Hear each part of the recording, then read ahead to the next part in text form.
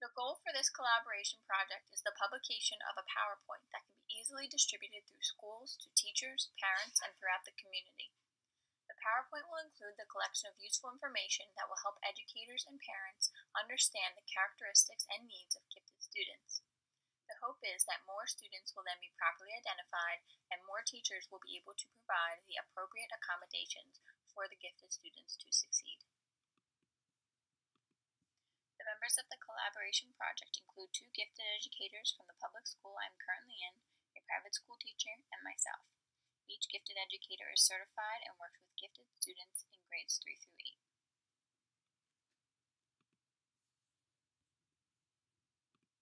There are many schools that are not attending to the needs of gifted students. Schools that have limited resources, schools that group students heterogeneously, and many educators are also very limited in the ways to accommodate high-achieving students. In a classroom with diverse learners, teachers focus much of their attention on below-level students, but do not implement strategies for the gifted students that have mastered the material or excel at a quicker pace. If they do try to challenge the gifted student, some teachers will assign more problems or request that high-level students tutor or help the lower-level students.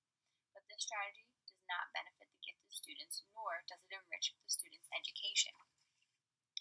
Although teachers try to challenge all students, they are frequently unfamiliar with the needs of the gifted children and do not know how to best serve them in the classroom. A national study conducted by the Fordham Institute found that 58% of teachers have received no professional development focused on teaching academically advanced students in the past few years, and 73% of teachers agreed that too often the brightest students are bored and under-challenged in school. Teachers that do not know the characteristics associated with gifted students will not be able to explain, help, or identify gifted students, which can lead to gifted students feeling bored, frustrated, unchallenged, and cause them to lose interest, learn bad study habits, or disrupt the school environment. For these reasons and more, the purpose of this collaboration project is to inform educators about gifted characteristics to ensure that proper identification and proper services are provided for the student in and out of the classroom.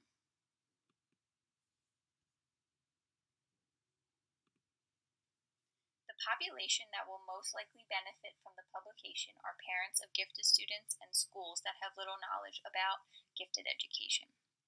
Gifted education is still a relatively new and growing cause that many people in schools are just now beginning to fully understand and realize the importance.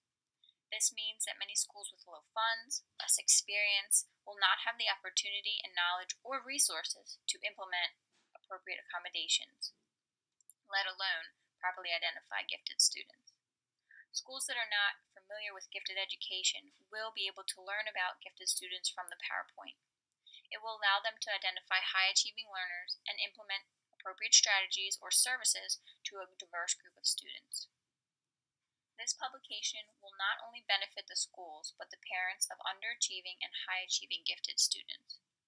Because gifted education is not mandated in all schools, many parents are not aware of the services their child is qualified for. This publication will help parents understand their child's needs, and it will allow them to advocate for and support their child in and outside of school. The people that will benefit most from the collaborative project are the estimated 3 million children with gifts and talents in the United States whose unique educational needs go largely unaddressed. This publication will help by informing many parents, teachers, principals, supervisors, and elected officials about the benefits and need for proper identification and gifted education. This cause is the first step, a core component in accommodating gifted students, because without proper identification, we will have little reason or need to create programs, implement strategies, and help our bored and underachieving students.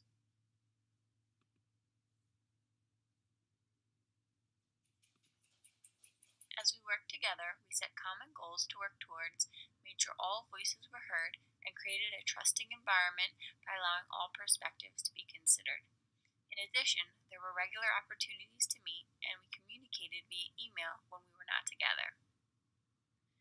Many leaders lead by helping others, and this is the approach that we took in our collaborative group.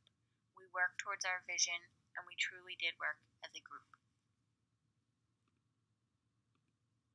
Discussing gifted education policies, curriculum, and services with faculty, students, and other collaborative members seemed to be the most effective and appropriate way that I was able to discuss topics, share information, and learn about strategies and curriculum that are currently in place. Through discussion, faculty members were able to explain their strengths and weaknesses with gifted students in the classroom and where they could use more professional development. Through discussion with gifted students, they were able to explain their favorite part about their gifted program and their pull-out class.